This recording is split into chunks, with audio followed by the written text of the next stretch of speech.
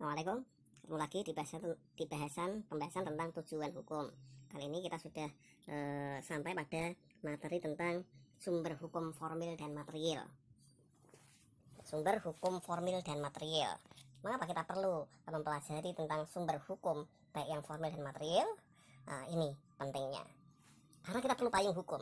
Kita memerlukan legitimasi bahwa apa yang kita perbuat atau apa yang telah dilakukan oleh pemerintah misalnya, ini legitimit atau tidak, ada dasar hukumnya atau tidak. Kalau tidak ada dasar hukumnya, bisa dikatakan suatu tindakan karena dikenal sebagai perbuatan hukum, suatu perbuatan hukum atau tindakan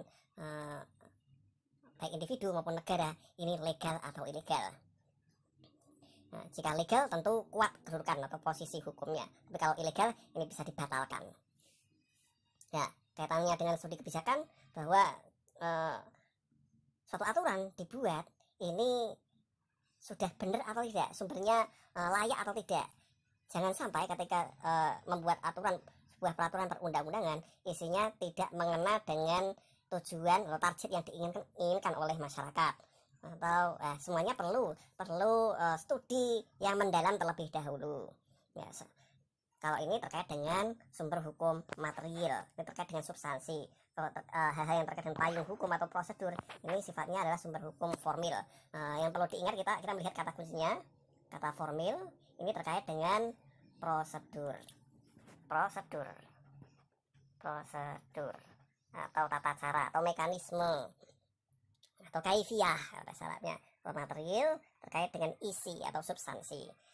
Kalau pengaturan sudah baik sehingga target kesejahteraan, target kemanfaatan, target keadilan tercapai, ini studinya studi material. Kalau terkait dengan legitimasi, kalau legitimasi kan terkait dengan prosedur dibuat oleh lembaga yang berwenang atau tidak, ini hal-hal yang terkait dengan formil. Kalau kita bertanya tentang sumber hukum formil, berarti sumber hukum formil berarti apa? Tentang sah atau tidak sah. Terus harus melihat sesuai atau tidak prosedurnya dibuat oleh lembaga yang berwenang atau tidak. Pertanyaan-pertanyaan terkait dengan sumber hukum formil. Kalau terkait dengan sumber hukum material bagaimana? Apakah aturan yang dibuat ini sudah melalui kajian mendalam terlebih dahulu atau tidak, atau dibuat asal-asalan? Yang penting sesuai dengan prosedur formil dibuat oleh lembaga yang berwenang, entah DPR langsung membuat undang-undang, ketok palu langsung sah berlaku, tapi isinya ternyata tidak maksimal dalam mencapai keadilan, tidak maksimal dalam mencapai manfaat kesejahteraan misalnya. Nah, ini idealnya suatu aturan hukum dibuat harus mencapai atau memenuhi syarat baik sumber hukum formil maupun material. Itu pentingnya kita belajar masalah ini, sumber hukum formil dan material. Ya, tadi sudah dibahas ini cara prosedur, kaifiyah, materi, substansi, isi. Oke, next. Nah, sumber hukum formil, kita lihat sumber hukum formil kita itu setidaknya ada 5. Dalam tradisi hukum yang modern setidaknya 2 ini, peraturan perundang-undangan dan jurisprudensi. Ini bentuk hukum yang paling umum dalam peradaban hukum modern kita.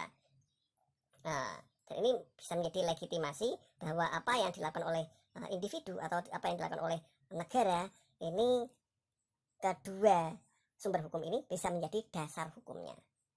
Lebih kuat lagi jika ditunjang misalnya ada traktat atau konvensi internasional, atau ada ahli yang mendukung tindakan kita atau perbuatan kita, bahwa ini benar loh apa yang saya lakukan. Saya membeli barang dengan cara mencicil, ini boleh loh secara hukum Islam misalnya. Secara kredit boleh loh, utang tanpa bunga misalnya. Berarti ini perlu didukung oleh fatwa-fatwa, dan fatwa ini dari sisi studi hukum termasuk bagian dari doktrin. Next, kita lihat lebih jauh, lebih dalam lagi, peraturan perundang-undangan atau regulasi. Ini secara formil dibuat oleh lembaga negara yang berwenang. Yang pertama tertulis jelas,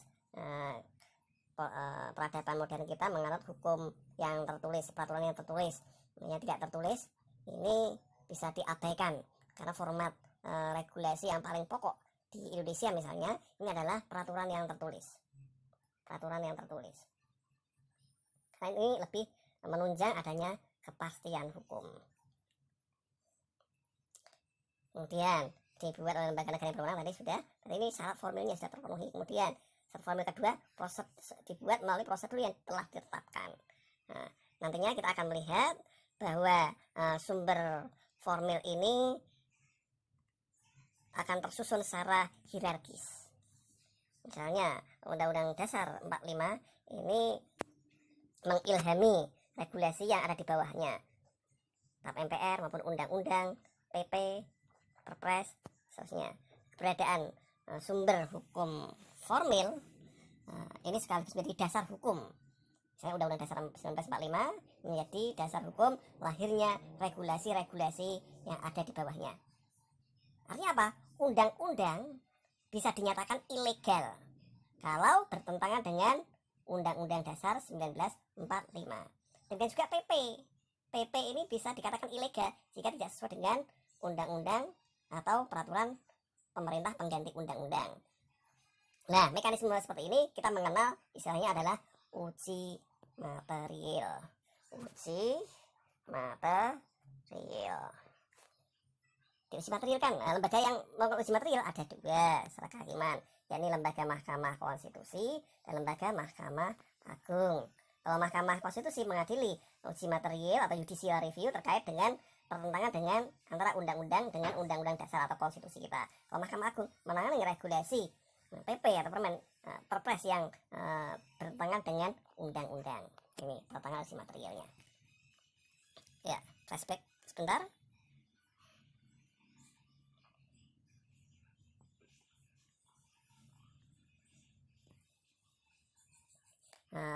Pembedaan bahas tentang undang-undang formil dan material. Yang formil tadi syarat prosedural, yang material keberlakuannya mengikat secara umum karena substansinya dirasa sudah benar sesuai dengan keadilan masyarakat. Nah, ciri regulasi sifatnya umum, komprehensif, universal, punya sistem untuk mengoreksi sendiri. Komprehensif itu menyeluruh, umum itu berlaku secara umum. Kemudian universal, universal itu berorientasi pada keseragaman, berlaku ke seluruh masyarakat, secara nasional. Misalnya secara nasional seluruh warga negara Indonesia harus tunduk patuh pada hukum yang sama. Misalnya undang-undang dan undang-undang dasar 1945, PP dan seterusnya. Ini merujuk ke sana.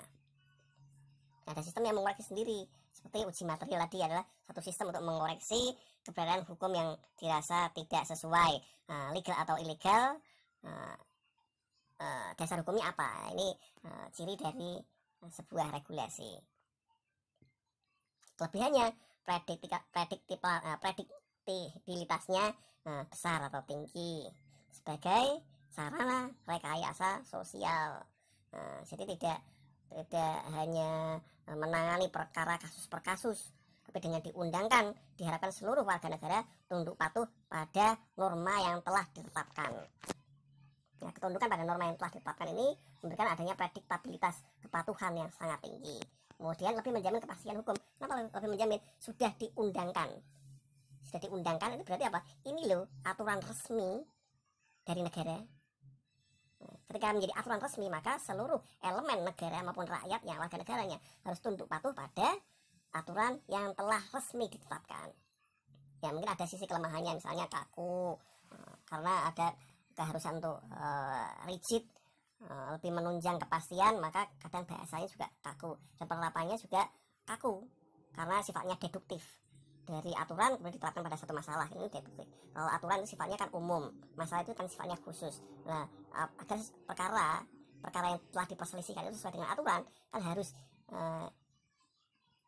dilihat apakah sesuai atau tidak dengan aturan yang sifatnya umum. Nah, analisa nalar seperti ini namanya deduksi.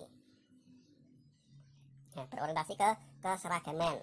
Seragam itu berarti satu. Sifatnya unifikasi atau universal. Seluruh Nusantara berbagai macam suku bangsa tunduk pada aturan yang sama. Ini keseragaman. Nah, pembuatan regulasi pun harus ada lembaga negara yang berwenang. Kalau di Indonesia, lembaga negara yang berwenang ini adalah lembaga negara yang menjalankan dua kekuasaan, yakni legislatif sama eksekutif. Ini berwenang membuat regulasi. Sedangkan lembaga juga di samping ini boleh diperbolehkan lembaga lain dalam kerangka kinerjanya membuat regulasi juga.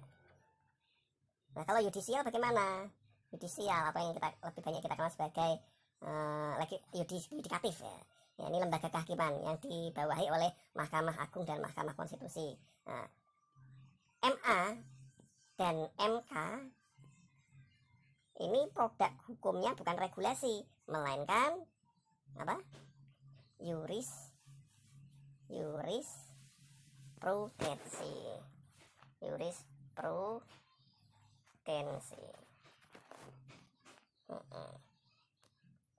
Lembaga lain juga regulasi, membuat regulasi. Misalnya OJK membuat aturan POJK, peraturan Otoritas Jasa Keuangan. BI membuat aturan namanya PBI, peraturan Bank Indonesia. KPU membuat aturan PKPU, peraturan Komisi Penyelenggaraan Komisi Pemilihan Umum. BPK juga membuat PBPK dan seterusnya. Ini lembaga-lembaga lain yang punya kewenangan membuat regulasi. Tapi kalau MAMK bukan membuat regulasi, melainkan apa? Jurisprudensi. Next, dalam pembuatan regulasi juga ada prosesnya. Proses ini panjang dan melelahkan. Berbeda kalau regulasi ini sifatnya panjang, lama, dan melelahkan. Tapi hasilnya sifatnya universal dan umum. Berbeda kalau kita hanya parsial saja, pengen jalan pintas, sifatnya ad hoc. Sementara Anda yang penting tujuannya tercapai, kita melakukan judicial review saja atau uji material. Kalau regulasi dari cara legislasi ini memakan energi yang banyak dan juga waktu yang lama. Berbeda dengan judicial review.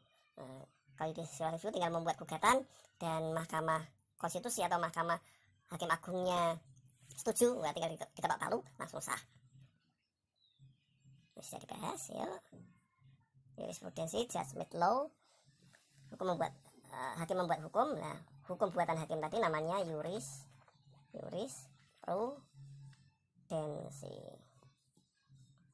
Ya, jurisprudensi yang punya kekuatan hukum tetap, yakni jurisprudensi yang diikuti oleh hakim lainnya dan mulai diverifikasi oleh Mahkamah Agung dan Mahkamah Konstitusi. Satu ya, kalau pengadilan biasa oleh Mahkamah Agung, kalau Mahkamah Konstitusi sifatnya pertama dan terakhir, pertama dan final, dan langsung mengikat. Ini jurisprudensi. Traktat baik bilateral, multilateral, antar negara atau banyak negara melakukan konvensi. Nah, konvensi ini berlaku antar negara yang menandatangani perjanjian tersebut.